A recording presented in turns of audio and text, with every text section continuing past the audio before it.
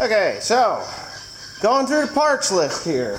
I bought some extra Plunger Dogs, 2 extra Plunger Dogs. If you're having problems with your baler, it's not quite doing what you think it's doing, what it should be doing, you could have a couple of issues with it that you don't realize. One is very simple. It could be this is the Plunger Dog pin. Fits down in there nice and snug. Let's see what happened when this. All right, let me start over here. These Plunger Dogs have these springs. These Plunger Dog springs, or hay dog springs, is what we always call them, hay dogs, but proper term is Plunger Dog. These springs will break off, and you won't even know it. You'll break right here, and you only have half the torsion. They're torsion springs. You only have half the torsion on the spring, so it's weak. And these plungers move fairly quickly. Little bales move a lot faster, but they move fairly quickly, and if they're weak, they don't actually come into the bale chamber fast enough. And what that does is allows hay to pass the Plunger Dogs. Now, I'll tell you, a Plunger Dog, after the plunger pushes the hay past the dog, it pushes it past from this way, it goes out, and it comes back in. This foot on the dog, let me turn the camera around here. This foot on the dog, you don't need to see my face, comes back in, and it stops the hay from coming back towards the plunger as it goes away from the face of the bale of hay that you're trying to form.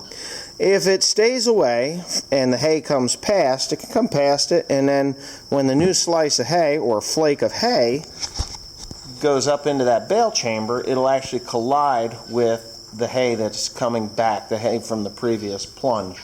So that's a problem. It's a big problem because you won't know. You'll be like, God, what is wrong with this baler? And you'll look and you'll look and you'll look, and you'll see that the Plunger Dog spring is there, but one of these feet are broke off. You actually have to physically stick your hand up there and feel for that thing. These can be changed from the outside without... Okay, back to it. These can be changed without removing the bale from the bale chamber. Now, these older balers do not have bale ejectors on them. They don't. They're just not there. The new balers in these slots, you'll have these little... basically these things that come up and push the bale out the back, clearing the bale chamber so that you can get in there and do the work that you need to do. But the older balers, they were options, and wasn't an option that too many people got when they first came out, but now I think they're pretty much standard equipment, because it'll take you half a day to dig that fucker out of there. If you've ever had to deal with that, oh my God. It's a job. So Plunger Dogs are real important. Now, another problem with a Plunger Dog is if your spring is good, and you'll see that your spring is good, it's fine. You do your inspection and you see the spring is good, everything's good, but all of a sudden your baler is not making a nice bale. So you go back and you look, and everything is where it should be. The Plunger Dog is where it belongs. Sometimes it's not. But these pins wear. They wear here, and these holes wear. So they're not a nice tight fit anymore. Like this is so tight that I have to force it in, and it won't wiggle. Well, as this thing, because it sits on that pin like that, like this, it's constantly going in and out. It's non-greasable. No, I'm not going to put a grease zerk on it. Nobody would grease it anyway.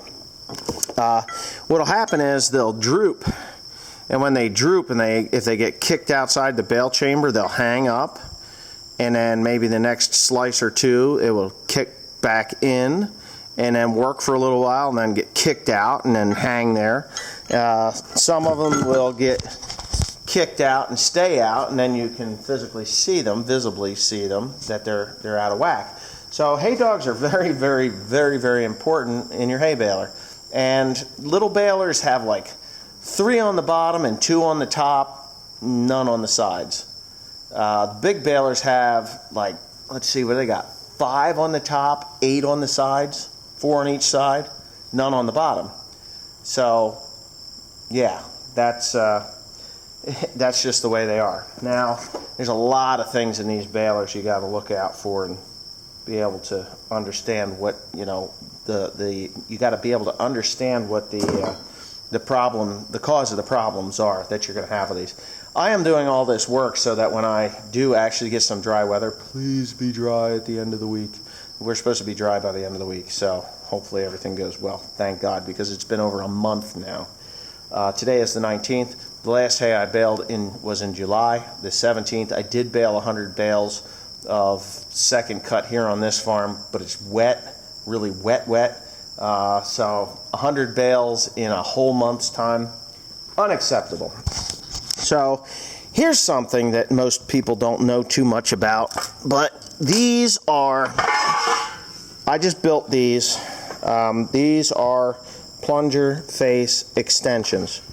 Now, I could have just used angle iron and welded them fast, but I wanted to use the tube steel because it's stronger and it'd be easy for me to weld them in and grind them out if I have to.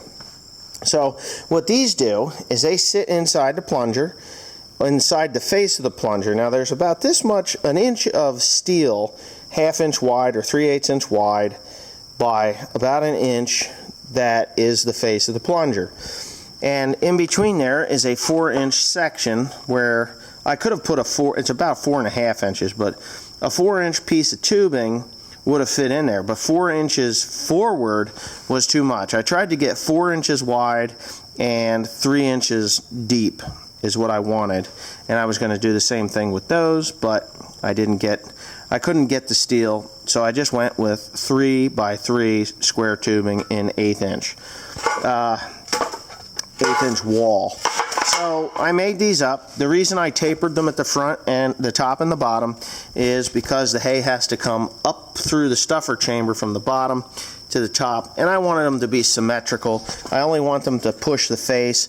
I don't think there's going to be any problems with the needles or anything because the needles pass between these. So the needles will pass between here, and I didn't want them too wide. I was going to just add another 2 inches of flat steel to the face of the plunger, but I was afraid that there would be too much torque because it won't be a solid weld. There would be too much torque, side-to-side torque, and I was afraid that it was going to bend into the path of the needle and break my needles and cause me more troubles than I ever wanted to have. So that's why I settled with these extensions. Hesston does not put extensions on their balers. I have never seen a Hesston with an extension on its baler. I never heard of anybody that did it. So if you're out there and you've done this, I'd like to know what you think about it before I actually weld it in, but I probably already got it welded in and possibly even done some baling with it. Worst case scenario is I get a couple of kids inside there and pick that bale out and cut the face extensions off. There's only 5 of them that I'm putting in.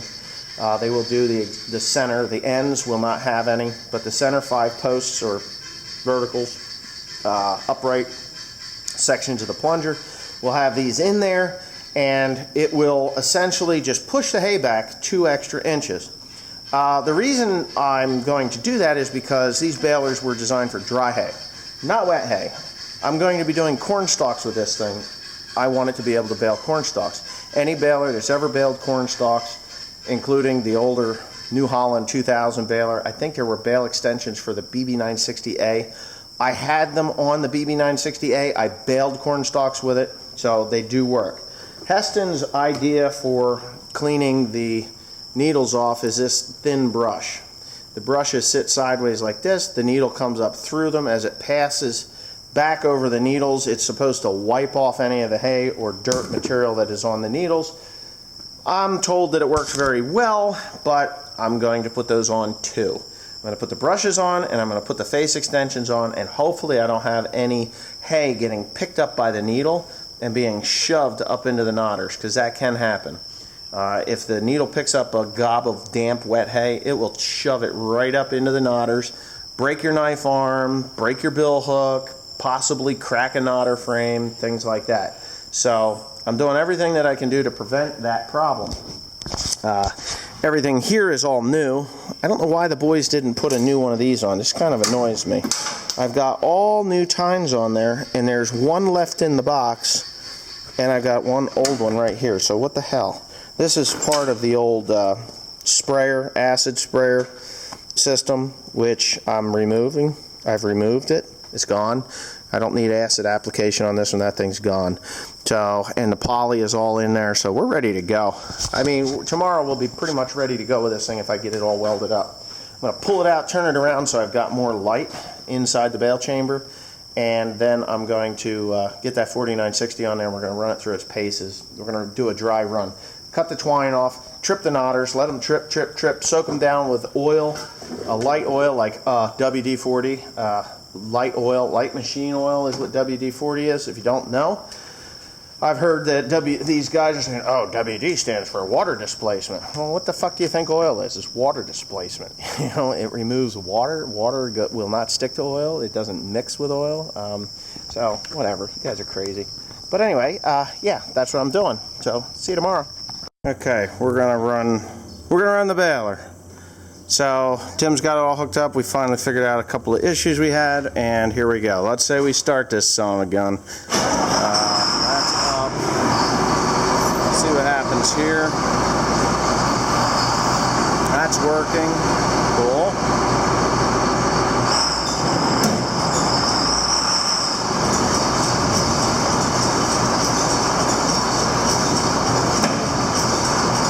What the hell was that?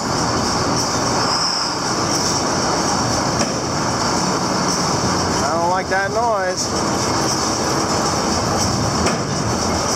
I don't like that noise.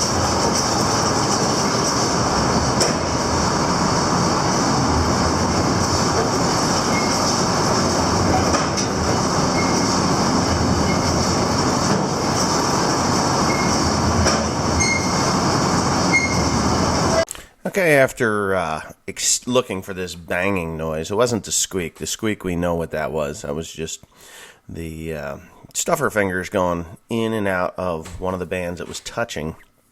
That had to be moved over just a little bit, but that was fine. If you can see these parts moving just a little bit as the plunger comes back, what it is the dog. There's a roller dog up on the needle where it engages, or the knotters, not the needle, the roller dog that engages the knotters, and of course the needle. If there's a brake on those knotter racks, and if you don't run the tractor at full speed, it doesn't go completely to where it would normally stop. And of course the rust that's on this baler from sitting outside for years has kind of gotten those brakes a little bit more solid than they should be. I'm going to have to check those in the first couple of days of baling, the first day of baling. But anyways, I have a birthday wish for someone. His name is Don. I want to call him Sandler, but I know that is not correct. It is Don Sindelar, Sindelar, Your wife has contacted me and said to wish you a happy birthday. So here it is. Happy birthday. It is the 24th of August. If that was your birthday, maybe yesterday was. I don't know. She sent me that email yesterday. But she must love you one hell of a lot to contact some guy from New Jersey to say happy birthday to you. So I hope you enjoyed your day and got lots of gifts that you were hoping to get. Or even if you're like me, you don't care for the gifts. You just like to spend the time with your family and maybe have some birthday cake or something like that. I hope it was a good one. So anyways, back to our regularly scheduled program, searching down squeaky and banging parts on the baler. So have a good one.